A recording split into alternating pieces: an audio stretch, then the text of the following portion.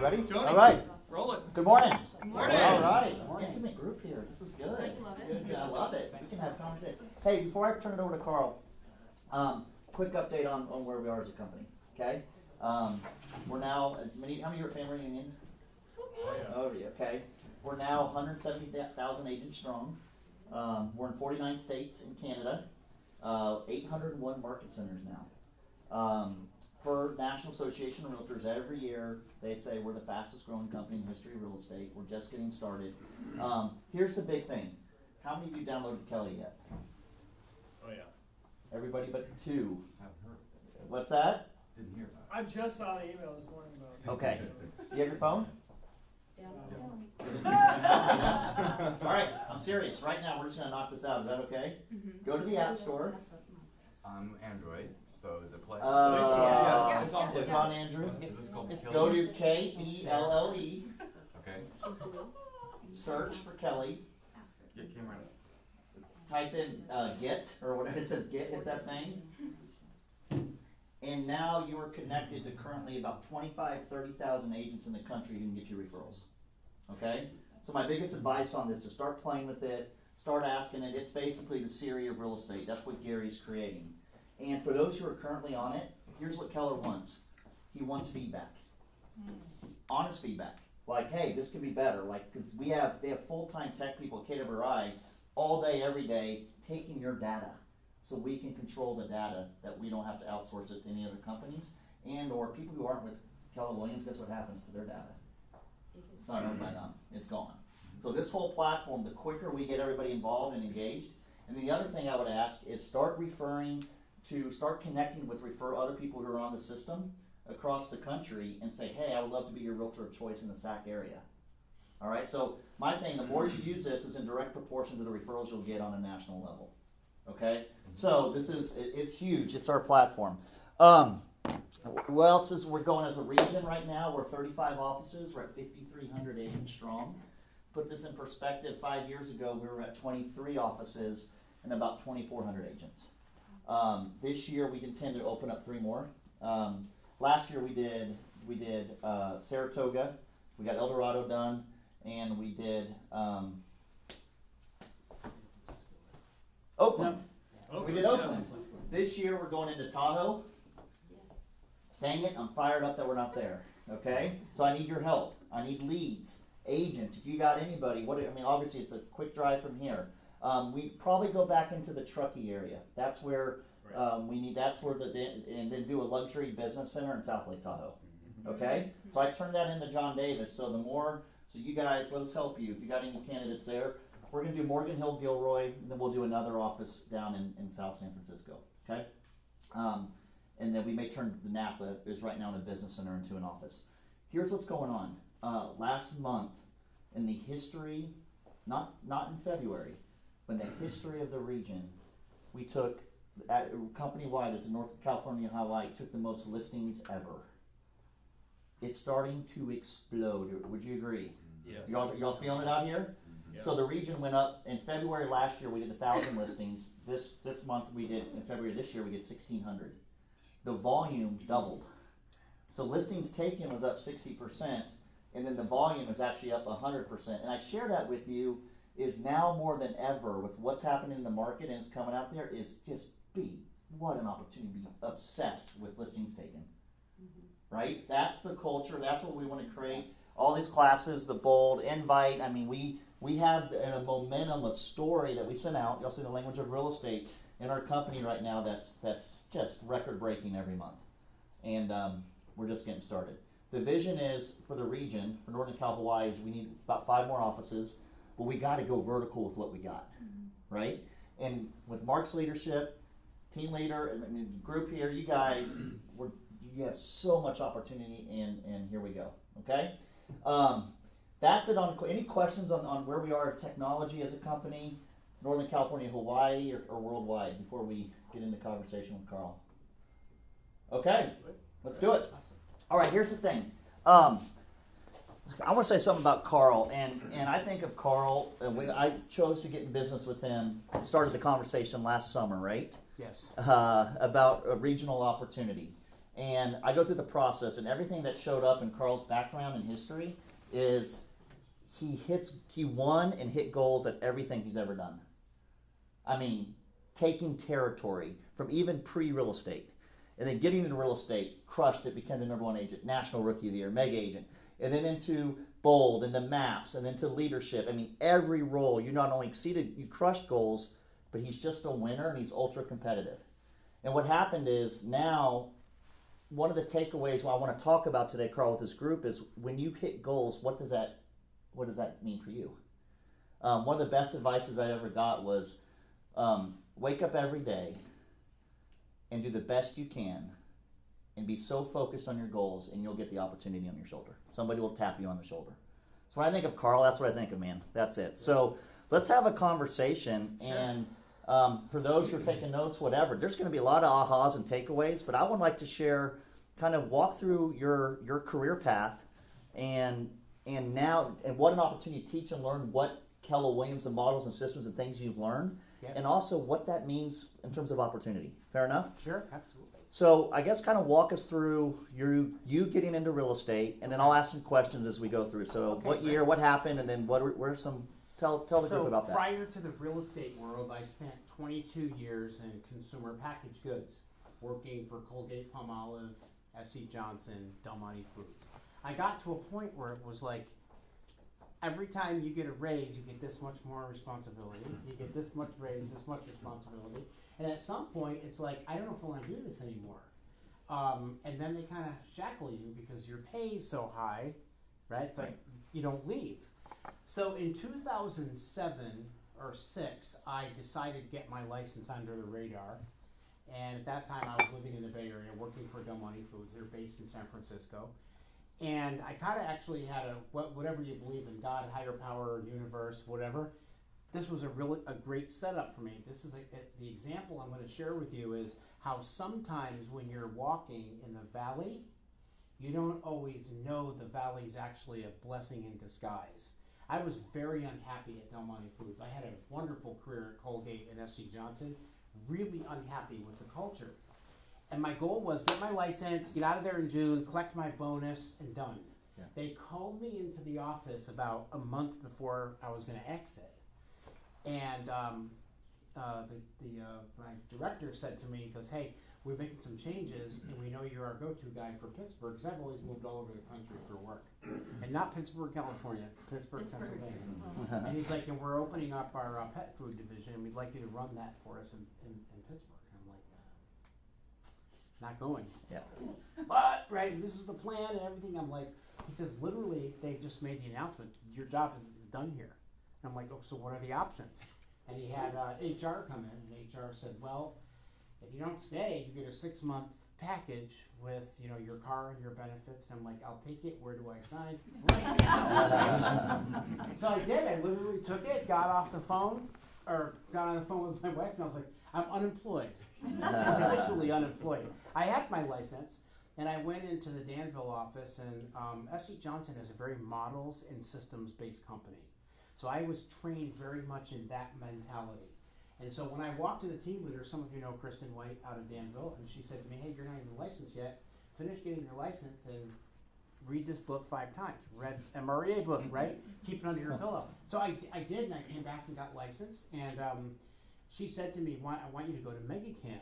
This was in September. I got my license in July. I'm thinking, I'm mega nothing, right? At this point, I have no idea what to even do. She says, I want you to go because I want you to learn what those people are doing.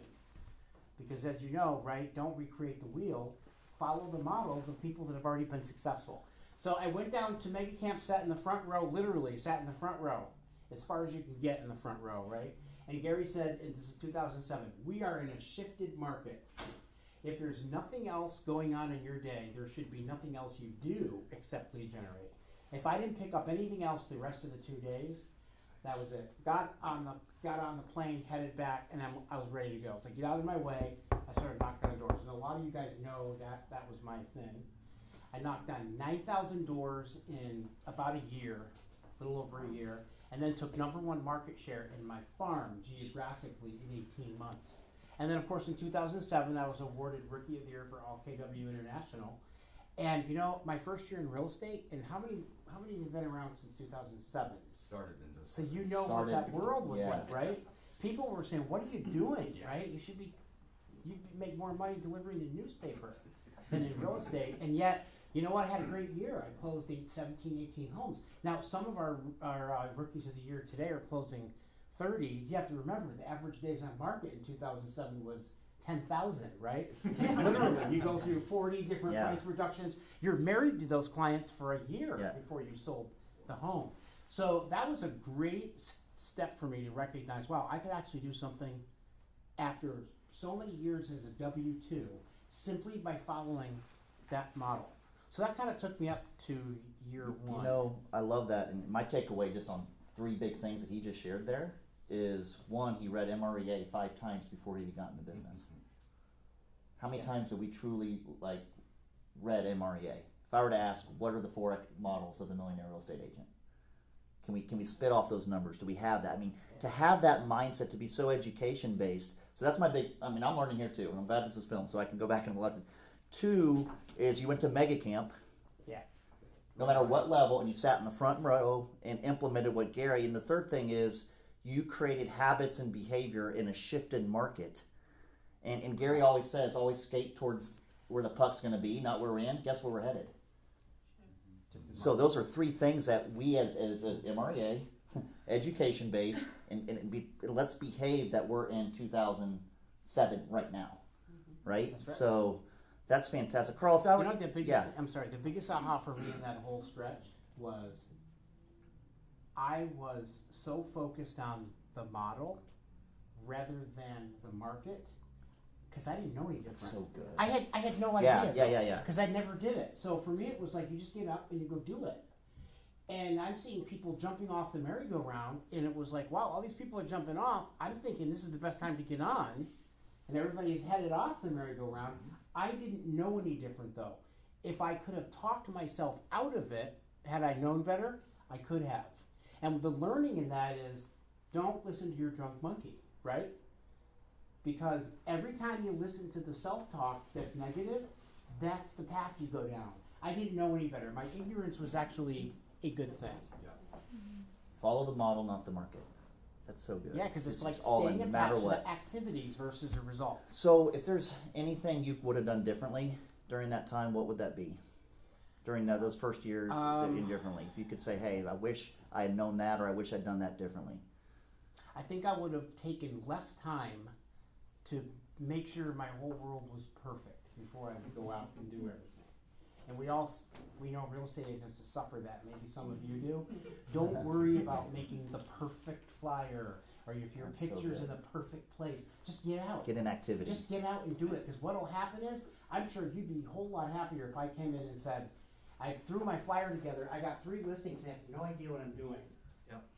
All of us love to be in that place. Much rather have that than say, I have to be perfect in order for me to get out and win. That's probably the first thing, is just go do it. I mean, Gary Keller says, go create a massive disaster. Right. He means that. He goes, I see a mega agent, their desk is a disaster. Yeah. It's a mess, Right. right? Because you Yes. wake up every day and you're lead generator, you're just so focused on your one thing. So just Right. get into activity. Yes. Speed trumps systems. Then hire great people to get the right. Right. Right. I mean, systems are huge. You know what I mean. That's What did you learn the most during that time? Tenacity. There you go. That is probably something that, I mean, there were times where my wife would say to me in December, 5 months into this escapade, right?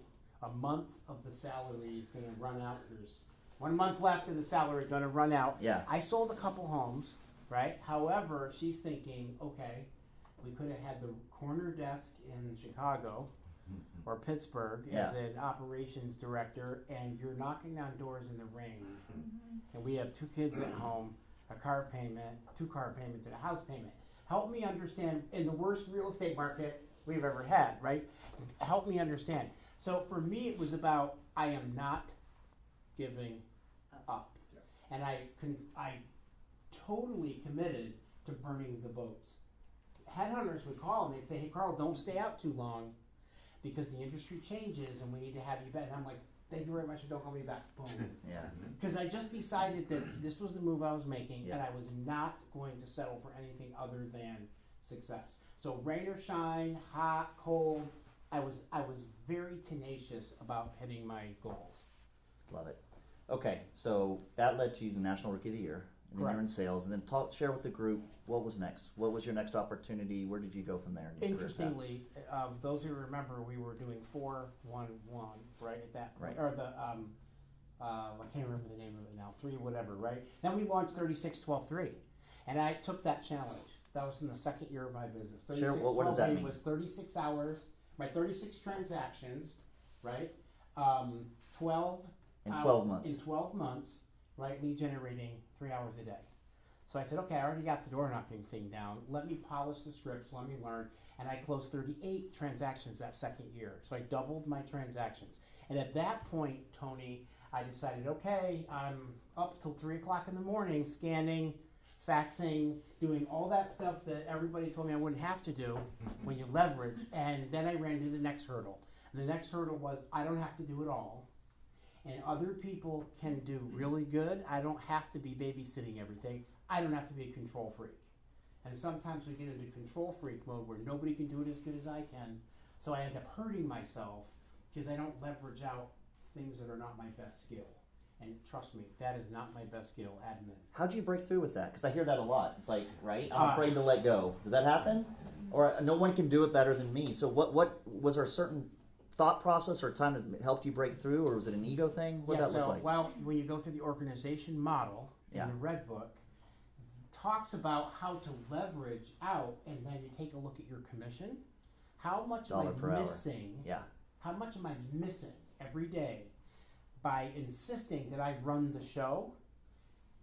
And how much am I listing at my average commission versus what I would pay myself an hour? So if you've been involved with me, right? So you understand, and I tell this all the time, do you need an assistant? Yes, but I don't want to pay him, I can't afford him, I can't do this or that, right? Here's reality. Would you take a job at Target for $15 an hour? No. 20? No. Even if I threw in the khaki pants and the red shirt for free, you still wouldn't do it. And the question is, why are you working at Target in your own business for $20 an hour? So good. It's so much better to stop that and go lead gen. Because you pick up 1 or 2 transactions a year, that will cover the cost of an admin. So the Red Book talks about your admin should be your first hire, and that person should self-pay because of the time it saves you. So I started looking at it, and I'm saying, I could make this, or I could make this. And when I make this, and I subtract the cost out for admin, I'm still making this much more. Done deal. And when I added up what I lost from October to December, I literally lost $67,000 in commission because I couldn't keep up with the leads.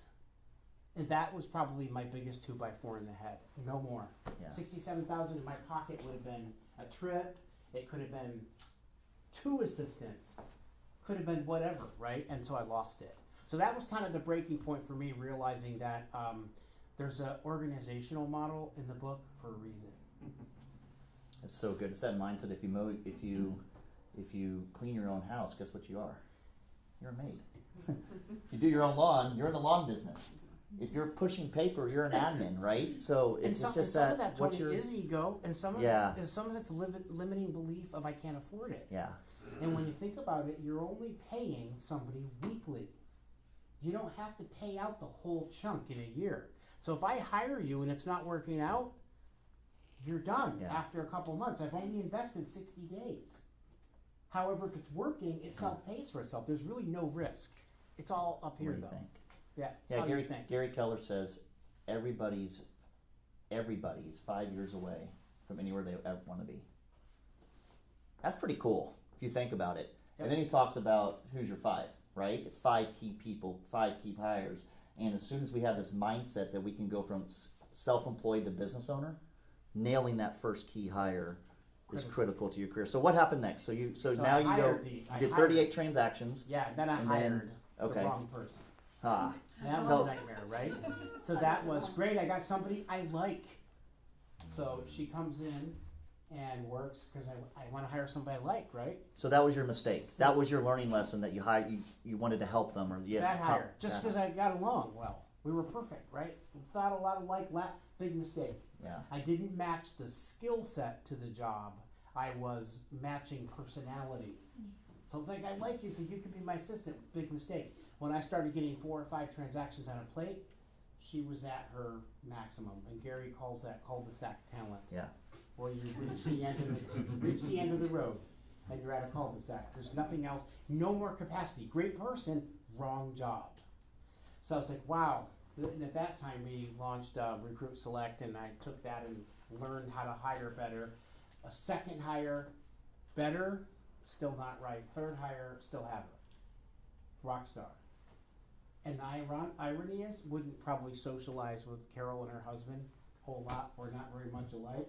Yeah. However, she rocks our business in terms of keeping everything perfect. I get that QuickBooks thing at the end of the year that has everything in columns, and I'm like, great, because that's not me. My receipts were all in the bottom of my gym bag. Because I'm more of a high DI, so I lost everything. It took me 6 months to do my taxes rather than even to just get it all. So having Carol on board allowed me the leverage to list more. And at that point, I started hired a buyer's agent on the team, and I started building my team at that point. Got it. Have you ever considered, and this goes back in career visioning or Recruit Select, we do like the cost of a bad hire, right? The pain, like there's tangible and intangible. Okay, share with them, how did that affect you personally, professionally, and then what did you learn, what did you do differently to ensure that you took a stand for that first hire? Because Gary Keller talks about that. He goes, that's the most important hire in any organization is that first one. You have to take a stand. I mean, it needs to be a 10 out of 10. Because if we miss that, then everything gets convoluted. We're sharing jobs and everything. So share with them what, the mistake and then how you responded. So the mistake was great person with some skill and capacity, maximum capacity very early in. Yeah. So the mistake was I couldn't stretch that person to meet the growth of what I was doing. So the person was locked, which means that on a professional basis, I was paying for something and taking it back. That is the worst thing in the world. Getting your job back. So so someone would call me and say, hey, we didn't get the inspector didn't show up today. So then I have to get on the phone. Call, Paula, that's not her name. Paula, what happened? Oh, you know what? I spaced that. So after a while, I'm like, I'm paying you, and yet I can't go to bed at night with peace of mind. So the stress level is through the roof because outstanding customer service is really important. And if I can't trust that piece, then I'm taking it back. Not good. Yeah. So professionally, it was holding me back. Personally, it was driving tons of frustration. And then to my client, it's bad because now all I have to neighbor says to the neighbor, hey, how is the Battiste team doing? Yeah, they're all right. He doesn't follow up, and boom, boom, boom, boom. That becomes the cost of the bad hire. How many escrows did I miss, or how many referrals did we miss because the client had a bad taste in their mouth, right? Awesome. So the fix was Recruit Select back then and learn how to hire a proper admin. That's right. Awesome. Okay. So what other than that? We have a system and a model for everything. So learning how to hire is my takeaway. Yes, like that was the biggest thing you learned right. during that way, and you failed forward. Yep. What was the thing you felt like you learned most about you, or you did really well that you can share with the group on that mindset? During that time of hiring, what would be an action item you want to share with them? Sharpen your skill by getting into career visioning. That's what we do today, right? That's our version today. Even if you're in a place where you're not ready yet, the last thing you want to do is start taking career visioning 6 months or 3 months before you have to hire, because you're better off getting into it 2 or 3 times so that you've got that model cemented in your head. So now when it's time to hire the buyer's agent, now when you're looking for a listing specialist, now when you're looking for marketing assistant or EA, you understand the system. So I think the learning is, for me, and I would share with you, is get saturated in the model enough to know where to take it next, so that you're not green going into that hire. That's awesome. It's learning, right? Well, it's it's a mindset of saying when people ask, "What do you do for a living?" instead of saying we're in the real estate business or even the lead generation business. Reality is to get the freedom and the independence and wherever you want to in 5 years, we're in the talent search business. It's just a different way of thinking. Like, what do? I wake up every day looking for talent to the vision of your organization, to your role. You know what I'm going to say too, Tony? You asked about doing something different, and I think all of us. I don't know how long all of you've been with the company. We were talking about this last night. We are so anesthetized to everything we have as a company because we walk in the door and we have the red book, the blue book, the green book, the yellow book, bold, maps, masterminds, family reunion, mega camp, career visioning. I mean, it goes on and on and on. We're anesthetized to everything we have. What does that mean? Anesthetized. Right, let's keep going. Like you get a shot of Novocaine. Okay, So you there we know, go. So you no longer I might be the only feel. one. You no longer feel what we have because it becomes you take advantage of it. And as a team leader, I know I'm jumping here. Yeah. As a team leader in the last couple of years, I noticed it big time.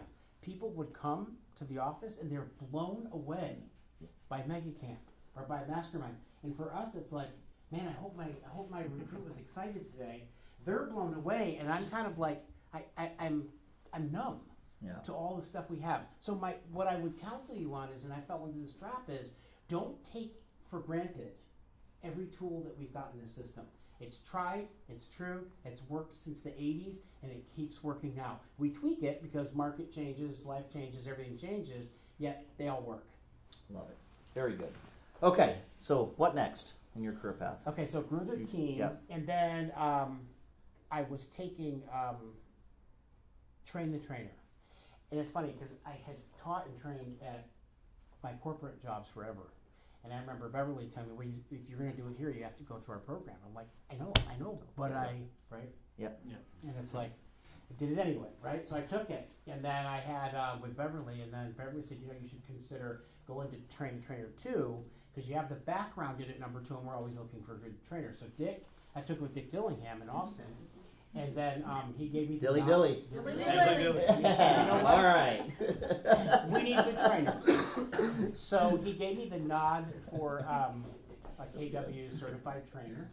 And so I decided at that point that I was going to go all the way with KWU and get my master faculty designation. So I got that in 2011, 12. And I love that. That gives me the opportunity to teach our models at a high level. I'll teach at family reunion, wherever we need to teach. So that part I loved about the KW model, because in my whole career, not only as a sales director, training and coaching was always part of my repertoire. So at this company, I had an opportunity to utilize that. So KW faculty was the next thing I added to my plate. And when you train, they say what training's the highest form of learning Yeah. No and doubt. mastery.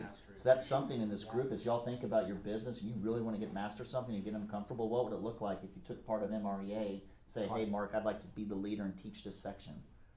That's awesome. Anytime I learn, anytime I want to get uncomfortable, and I get asked, well, hey, Tilly, go teach this. I've never taught it before in my life, but I take it because then it allows me to study, prepare, and then guess what I've learned? Whatever subject they want me to teach on. Correct. Right? And now you know it well. Exactly, and I can do it. So that's a huge. So Yeah. seek out, get uncomfortable. They say people fear teaching over death. It's the biggest isn't that crazy? Yeah, They're more good afraid one. of public speaking, and that's where growth happens. And that's a limiting belief too, right, Tony? Right. I had Lee, Yeah. one of the agents coordinators in our office. At every team meeting, I would Yeah. have them come up and do something small, even the Yeah. TCs. And I had this one agent, she's assistant. She's like, no, I said, all you need to do is a couple things. She gets up there, and then she's like walking down the aisles, and she's entertaining. I'm like, see, that was all in your head that you were afraid to talk. Yeah. I said, the people, if you called anybody up, they would be more afraid than you are standing up here. It's mentality, right? Yeah. So. And I love it. A lot of y'all were in Dick's class, right? Correct? We'll bring him back. Yeah, I heard it was awesome. I wish I could have been here. Dick goes, that was one of the best groups. So we'll keep doing that, keep Yes. getting uncomfortable. So, okay. So you're diving in, you become an instructor, master faculty, Yep. and then what? So Bev Steiner was having some changeover in team leaders in Walnut Creek. And this is when Mark came in, and she asked me if I'd be willing to step in as a productivity coach for a couple days a week, day and a half, right? So I wasn't really totally on my radar. However, it didn't affect a whole lot in my business. It was a day, day and a half. So I went up there and helped Ryan out at the time and Bev out. And it was a great experience because it was taking new agents through getting traction. And as you know, any new agents in here? How many of you were a new agent once, right? You know what that feels like. The limiting belief is I'll never get a listing because I've never sold anything before, right? Every new agent thinks that, and yet every one of us sold our first house once. So I love that piece because it forced me to get into the maps part of our world, which is our coaching company within Keller Williams. And so I got the playbook and I got all that, and I started to read, wow, this is cool. This is a system where we can take agents from launch into quarter or half capping, and then from half cappers to cappers, and then getting cappers into maps coaching. And this is a way that we get productivity systems and models all the way up to the top. And so my interest in that piece was kindled, right, through the productivity coach. So you're now moving into leadership. I mean, you're transitioning into leadership opportunities Correct. and coaching. Yeah, Okay. most definitely. And so I started to, of course, by that time I had taken, Bold was launched in 2009, and I had taken Bold 3 or 4 times, and I thought, wow, this could be an opportunity. And how many of you know who John Prescott is? Okay, so John's a director of Bold. And he called me one day, because John's also a master faculty instructor, and he goes, I need coaches. And this was in June or July, and he said, I would love to, if you would consider coaching. I said, can we talk about, maybe we'll talk about that at Mega Camp. He goes, how about we talk about it now? So a couple times we talked, and then finally it was the right time. And I thought, this is a good opportunity for me to jump into MAPS coaching and take a leadership role as a coach as well. So I went through that whole process, and that's a process, because we don't put out, our goal is not to put out half-baked coaches, correct? We want people that are relevant and people that can pull people through. And so I went through that whole process. There's a lot of self-analysis, a lot of things very similar to the KPA that you take. You've been through it, so you know all that as well. Yes. And so, and then you have to audition. And so Diana gave me the nod, and of course you had to give me the nod as a regional director and my OP and my team leader. So I started pursuing that in 2014. Right. So I became a MAPS coach in 2014, specializing in Bold. What has that done for you? So when you talk about training teaches you, that I can't stand in front of a room of 100 people and still not walk out of every single session of Bold better because of what you shared, because every day there's a new perspective, right? Mm-hmm. So being in the midst of our own people, the learning stays. People say, "Oh, I can't wait to. I want to be a coach someday." You have to learn 7 books, about 1,200 pages of stuff. That's not where the learning happens. That's knowing the material, communicate. The learning happens when you have that breakdown to break through. That's big learning. You get experiential learning, and you don't get that unless you're plugged in. We talk about that all the time. You don't get light until you plug in. And a lot of agents will plug in to the systems and models, and it's critical that we do. So the learning for me was, here we are, just one more facet in our company where I can take my business. And I draw it out today as a circle: solo agent, mega agent, team, master faculty, coach. So there's 4 of the circles, That you've all staying in the same roof, under the same company, 4 income buckets plus as profit well, sharing plus other things. in Yeah. the middle, correct? Yep. What would your advice be? Because I get a lot. What does it take to be a MAPS coach or get involved in coaching? What would be the first step if you were to share somebody? What's the first thing that you would encourage or share with the group, that step 1 to go down that path? So the first thing required is that you have a certain amount of volume. Production. Because Validity. if I stand in front of the room and I've closed 4 houses, and you're a mega agent sitting in my room, you may have a hard time valuing my credibility. Yeah. So being able to meet the threshold of selling at a high level, I don't know if it's 60 or 70 a year minimum now, can't remember. It's up in that range. The other thing is, quite honestly, is they are looking, MAPS is looking for people, and so is KWU, that understand our models and that are calibrated in our vision, that understand our vision. Because when you are teaching at family reunion, or you're a coaching agent, or you're in the bold room, Keller Williams International is relying on me to be an ambassador of our models and systems. If I start tweaking it and going down my own path, I'm creating something outside of what we know works. And while creativity is good, Gary will tell you if you read the Red Book, if the path is from A to Z is straight, and you want to do it creative, you're going to be all over the place. Add creativity to the model. Yeah. That's why when you take bold, it's different every time. Because the creativity comes in, the coaches are different, right? The material should be the same. Awesome. Okay, let's go to the next page of your career, and then we're going to leave some time for Q&A. Is that okay? So let's go to the last part, or Sure. the next session, and then we'll get some ahas and Q&A up here. So what was next?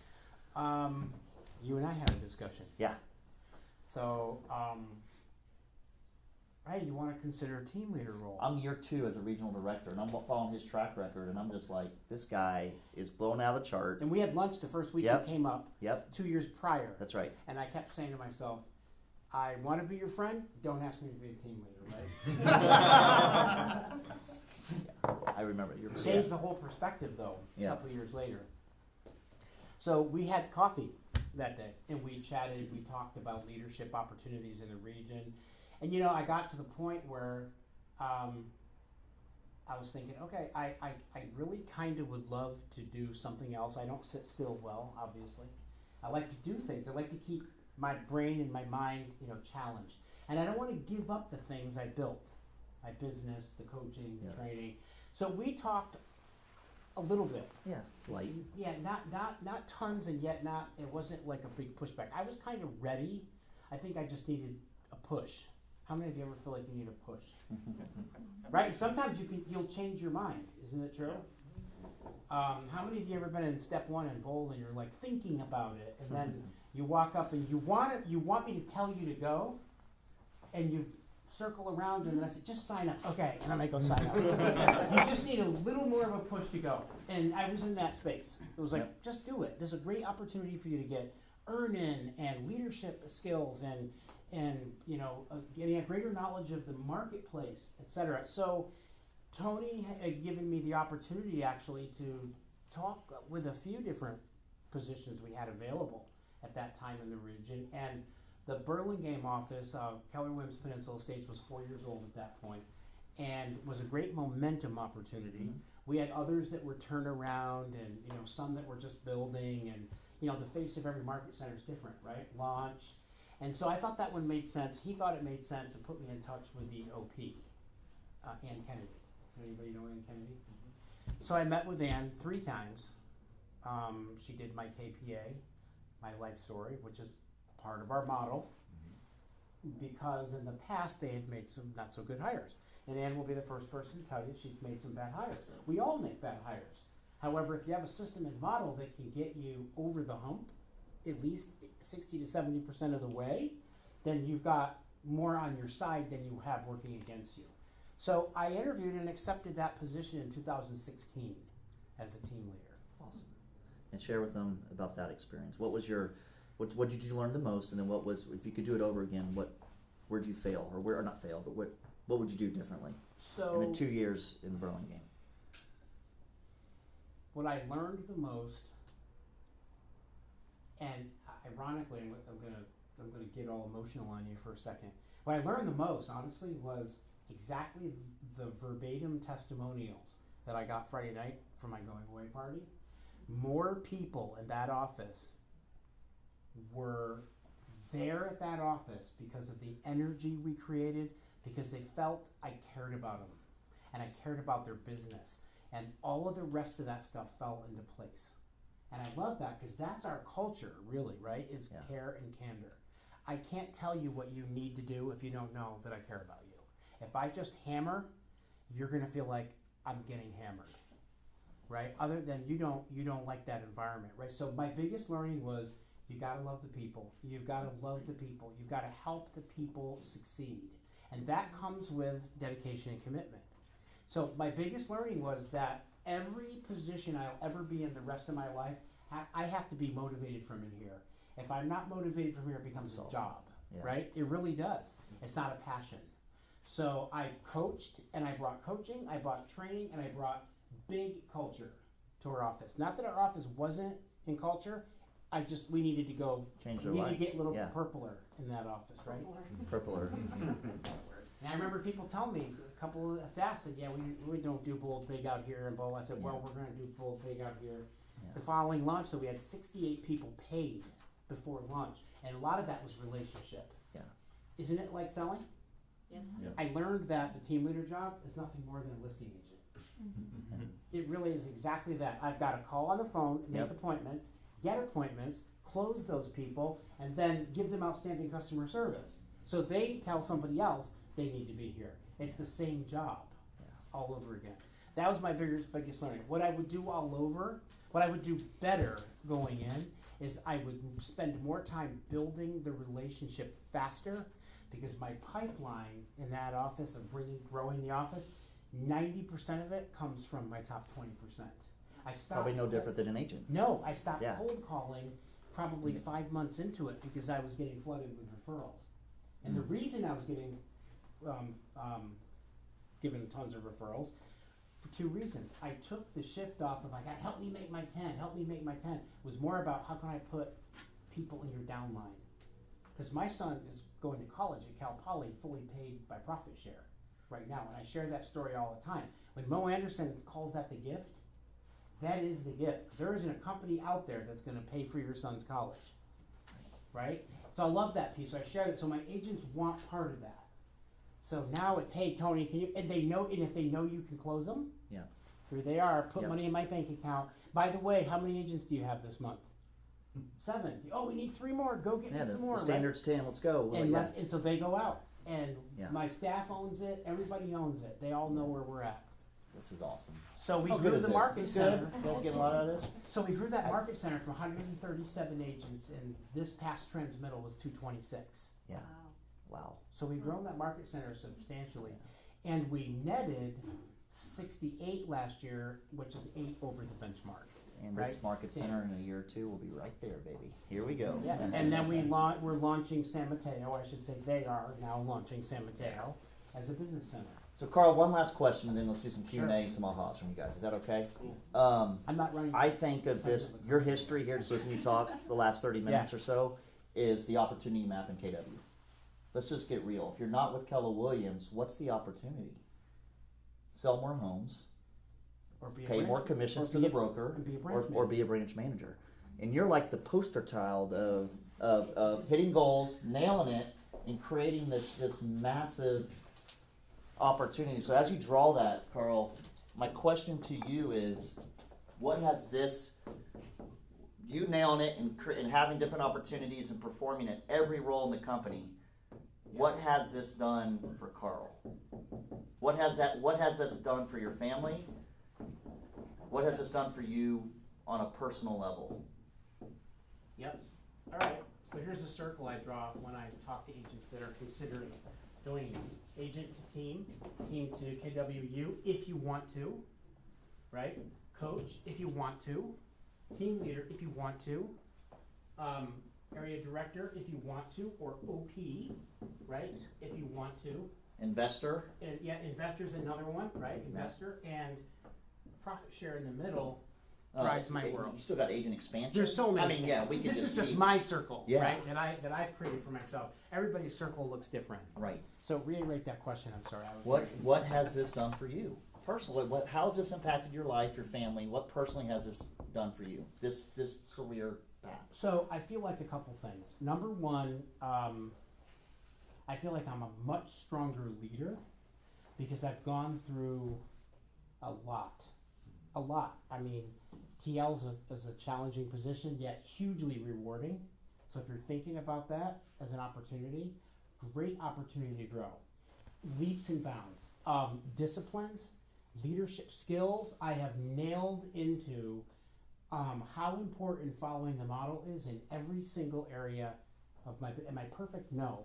However, I know what works and I know what doesn't work up front. So I don't have to say I'll do it my own way. because do it my own way doesn't work. And obviously, we've been in the black as a company since the 80s. Gary knows what he's doing. It's all I need to do is jump on that bandwagon, add some creativity to the model. So that has helped income, stability, satisfaction. I gotta tell you honestly, this area director position for me is with the ability to still coach, bold, having my team, and to be able to go all over the region helping OPs, agents, team leaders. This is my complete sweet spot, is coaching, teaching, training, and leadership. And you can have that. That's probably the biggest realization, is you can have all that and still have these buckets of money going around and income stream. So don't ever underestimate satisfaction. Satisfaction is a huge piece of where you are and what you do. In fact, a lot of HR companies say that people quit jobs not always because of money, they're unhappy. So you gotta find your happiness, you gotta find your niche. Not everybody wants that path. Other people will go into mega to OP investor. Some people wanna go into corporate office, right? People want everything. The cool thing is we have that platform to do whatever you want. So good. Carl, is there anything else before we open up you would like to leave with this group today? And then we'll get some Q&A. Don't stay in the same place. Keep moving. Now, if you want to be a mega agent for the rest of your life and that's the goal, great. Build it out though and plug in. Plug into career visioning. Get into expansion. Learn how to take it to that next level. If you want 2 or 3 different things, jump in and go get it. Plug yourself into whatever you're doing. Because otherwise we waste time. We just sit and we waste time and we waste time and we waste time. And I've done this, I don't have it with me. You know, in my bold class, I use the hourglass. I walk around the room for a minute with the hourglass, and all the high Ds in the room are going crazy because it's quiet, right? And I flip this over, and I'm walking through, and they're like, "What's the point of this, right?" Yeah. The high Cs are counting the sand, right? The high S's are hoping I don't drop the glass. The eyes are talking about it. Exactly, all the high I's are right. Exactly. The point behind that is that time goes through the hourglass, whether we're plugging in or not. And the thing that's amazing is it will continue to go. And in real estate, we put all those things in our self-imposed blind spot, and we just pretend every day that everything's okay. And meanwhile, every day we waste, we're throwing money away. Right? If you were at Apple working you couldn't go to work and blow off the day. You could for a while, and then eventually you get fired. In our business, we have the luxury of that freedom, and that luxury creates a big problem for us at the same time. Plug in and just do what you're gonna do. That hourglass exercise was designed to say, gee, I'm upset when this guy wastes 30 seconds of my time. That's only because you're aware of the time you're wasting. We put that hourglass right back here. We don't know what we don't know, right? We waste a lot of time when we don't know. Plug in and go after what you want, whatever circle that is. And you know we have a model for every single walk of this. That's the great part of it. Work's Pick been your done. specialty, right?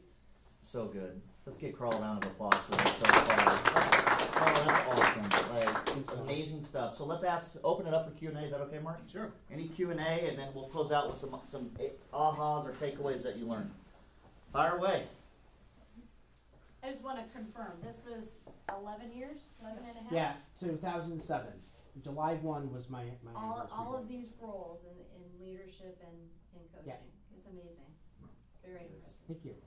Yes, sir. So you're saying year 1, you mainly only door knock to lead generate? Yeah, that's all I did. So then year 2, what was your focus on lead generate? Door knocking. Door knocking. Yeah. So that was your Mastery. only bucket.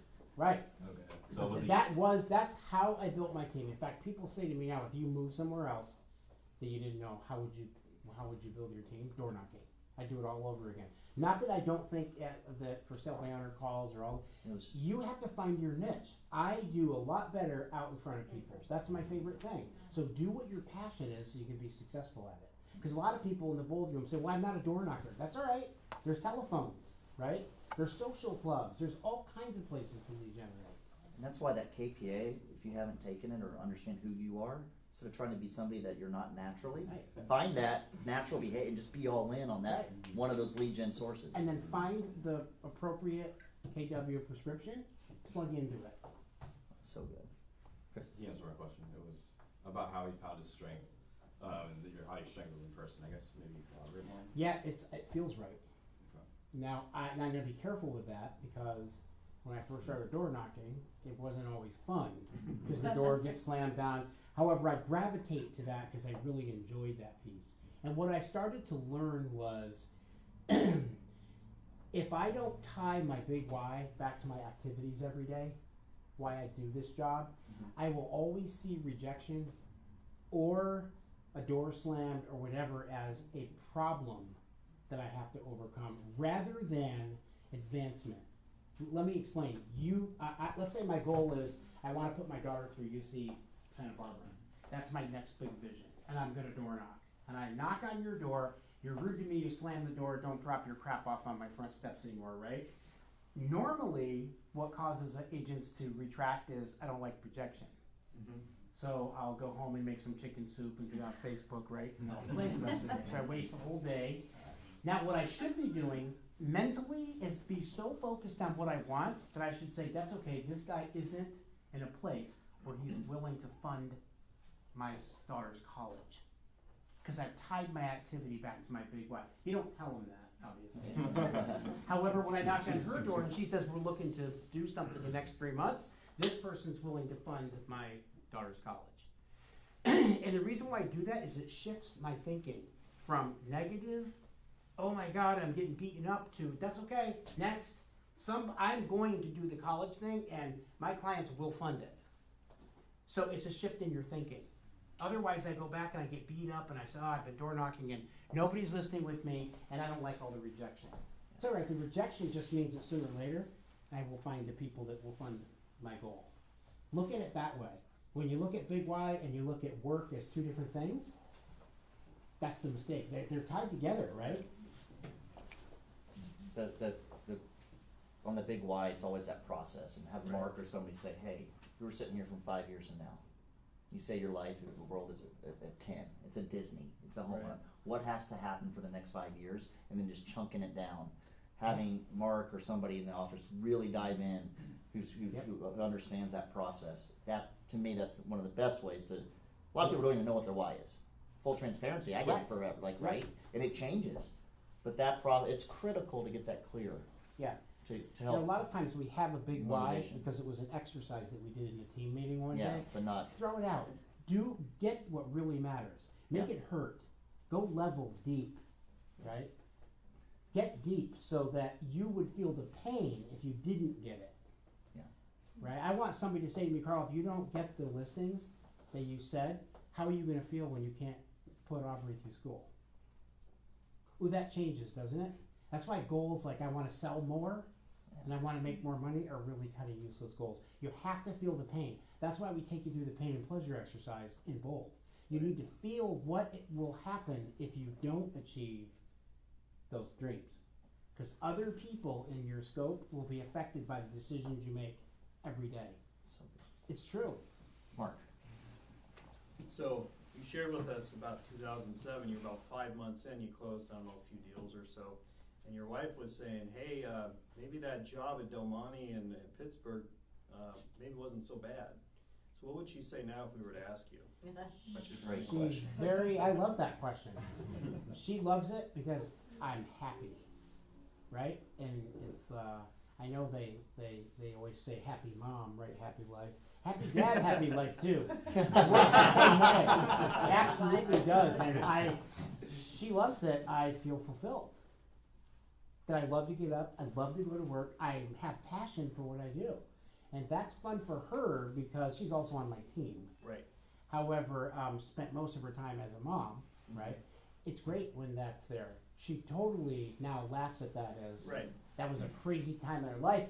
We didn't know what we didn't know though. Right. And the problem with most of us, all of us, is we don't know what we don't know, and we don't want to get beyond that comfort zone. Yep.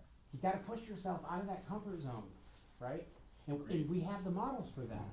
Go lead generate. Sign up for Bold. Don't think about it. I always tell people they're in step one, and they say, you gonna join us? I'm thinking about it. I'm like, what do you feel like when your buyer says, would you like to write an offer on this house? I wanna think about it. We hate that line. That's a script that our buyers give us. I think I said that to you like 5 times in the first episode 4 years And ago. I made him sign up. Yeah, You were in you did. Natomas, right? Yep, that's With what we were me. just talking about. Yeah, we were in the same boardroom. In the Thomas? You were in Yeah. Roseville, Oh my right? gosh. It was the Roseville Bowl, and you joined. That's awesome. Great. Anybody else? Any other questions? Burning desire. Well, we have Carl. What would you do first? I've been in business a long time, and I'm like a doormat right now. How so? In other words, been in the business such a long time, taking so many years off, coming back, Yeah. not sure where to start. And the not sure where to start is based on uncertainty. Where are you gonna fit in? When this market was completely different when you started. That's that market? Well, that market I stopped, and Okay. then I came back and it wasn't for me, then I went again and it wasn't for me, and then I came back years later, which is now. Not sure if you've encountered those agents out there, which you probably have, I hope you have. Where will you start now? I just joined, Okay, so Database. the question that I would ask you is, what is the most important thing that you need to accomplish between now and the end of December? Is it family? Is it money? Is there a number? A, B, C, D. All of the above. Okay, all of the above? Lead generate. You've gotta get your database is your single Yep. number one warmest place to get business. And you know what's interesting? NAR says that this is the one we avoid the most. You know why, right? The limiting belief that says people don't want to talk to me about real estate. And in reality, those are the people that are more likely to list with you first. So get your database together, get it plugged in. We offer at MAPS never-ending referrals. If you plug into that class, it is 12 weeks, and Steve Schluter will teach you how to engage your database so that you get the MREA model, which is 2 for every 1, at least 2 for every 1 transactions, and it'll show you how to build your database so that you can touch it and build that business super fast. I would step into that, number 1, right? When Bold comes again this fall, get into Bold. If it's in the fall, I don't know when we're doing it again up here. Jump in. You know, these guys were in it, right? It's life-changing if you jump in. You know, the people that say, oh, I took it and I'm like, how did you play all on? Well, I didn't do this and I didn't, of course it's not gonna work, Can't right? put a toe in, you gotta go all No, the you way. gotta go all the way in, right? Cool. Start with your database, feed your database every day, just like Gary says, and then get your skills sharpened. Don't rest on what I knew, cause It's changed. changes. And get really sharp on your skills, cause you can talk to 100 people and convert 2, or talk to 100 people and convert 60. A lot of it is on your ability to be in rapport, and then your skills. That's awesome. That help? Yeah. Very good. All right, Carl, thank you so Hey, much. this was fun. Good job. I'm excited because I get to come up here more now. I get to ski all over the northern California. I'll send you a postcard from Maui then. All right, Mark, anything else? That's all. Great, Great. thank you. Yeah, All right. thank you. Thank you, Appreciate Carl. it. Thanks. All Yeah. right.